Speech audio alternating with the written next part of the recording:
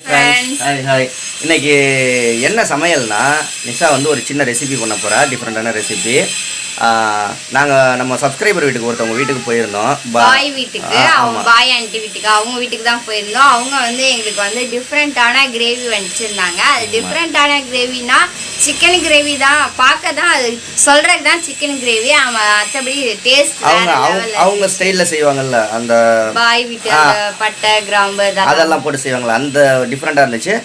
ஆனால் நிஷா வந்து அந்த ரெசிபியை கேட்டுக்கிட்டு வந்திருக்கா எனக்கு செஞ்சு தர்றேன்ட்டு அவங்கள்ட்ட எப்படி செஞ்சாங்க அப்படின்லாம் கேட்டேன் அவங்க இதெல்லாம் சொல்லியிருக்காங்க அந்த மெத்தடில் தான் நான் வந்து செய்ய போகிறேன் அதெல்லாம் பார்க்க முடியும் நம்ம சேனல் புதுசாக போங்க அப்படின்னா சப்ஸ்கிரைப் பண்ணிக்கோங்க கூட இருக்க பெல்லைக்கான கிளிக் பண்ணிக்கோங்க வீடியோ ஸ்கிப் பண்ணாமல் பாருங்க கண்டிப்பாக இப்போ வந்து நிஷா செய்கிற ரெசிபியை இதே மெத்தடில் செஞ்சு நீங்கள் சாப்பிட்டு பாருங்கள் என்ன டேஸ்ட்டில் இருக்குன்னு எப்படி இருக்கும் சூப்பராக இருக்கும் ஓகே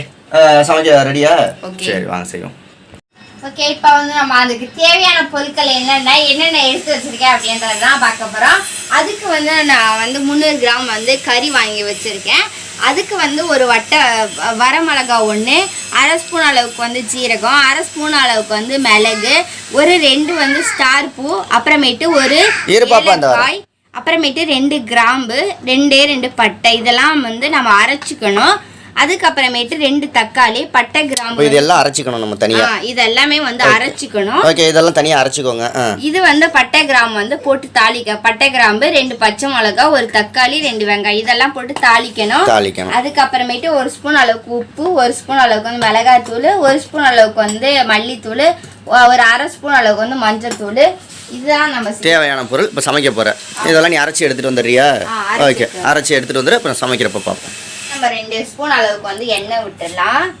ஒரு 2 ஸ்பூன் அளவுக்கு மட்டும் எண்ணெய் விட்டு ஹீட் பண்ணிடலாம் ஹீட் பண்ணிவிட்டு நம்ம எடுத்து வச்சுருக்க பட்டை கிராம்பு அதை போட்டுடலாம் அதுக்கப்புறமேட்டு 2 பச்சை மிளகாய் போட்டுடலாம் பச்சை மிளகாய் போட்டாச்சு அதுக்கப்புறமேட்டு நம்ம வெங்காயத்தை சேர்த்துடலாம் இந்த வெங்காயத்தை வந்து 2 நிமிஷம் நல்லா வதக்கிட்டு அதுக்கப்புறமேட்டு தக்காளி சேர்த்துக்கணும் ஆமாம்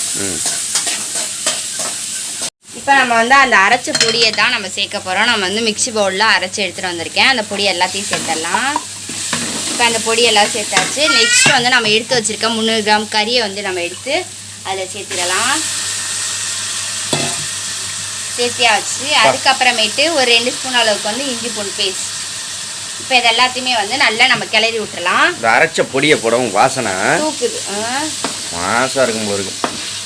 ஓகே இப்போ நல்லா நம்ம கிளறி விட்டுறலாம் ஒரு பச்சை வாசனை அந்த இஞ்சி பூண்டுல இருந்து போற வரைக்கும் விட்டு கிளறி விட்டுக்கிட்டே இருக்கணும் அவசரம் இல்லை நல்லா வதக்கிட்டோம் அதுக்கப்புறமேட்டு ஒரு 2 ஸ்பூன் அளவுக்கு வந்து சிக்கன் மசாலா வந்து சேர்த்திடலாம் ஓகே சிக்கன் மசாலா 2 ஸ்பூன் அளவுக்கு சேர்த்தியாச்சு மல்லித்தூள் 1 ஸ்பூன் அளவுக்கு வந்து சேர்த்தியாச்சு ஒரு 1/2 ஸ்பூன் அளவுக்கு வந்து மஞ்சத்தூள் அப்புறமேட்டு 1 ஸ்பூன் அளவுக்கு வந்து மிளகாத்தூள் அப்புறமேட்டு 1 ஸ்பூன் அளவுக்கு வந்து உப்பு இது எல்லாத்தையும் இப்போ நல்லா கிளறி விட்டுட்டு நம்ம தண்ணி ஊற்றி கொதிக்க விட போகிறோம் நல்லா கொதிக்க வச்சாச்சுன்னா நம்மளுடைய கிரேவி வந்து சூப்பராக ரெடி ஆகிடும்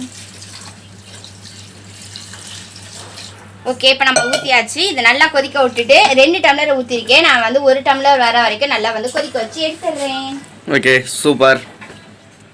இதே மாதிரி கண்டிப்பாக நீங்களும் செஞ்சு சாப்பிட்டு பாருங்கள் எனக்கு இந்த வாசனையிலே தெரியுது அந்த பாய் வீட்டு ஸ்டைலில் சமைக்கிற சிக்கன் கிரேவி வந்துடும் அப்படின்னு எனக்கும் நம்பிக்கை இருக்குது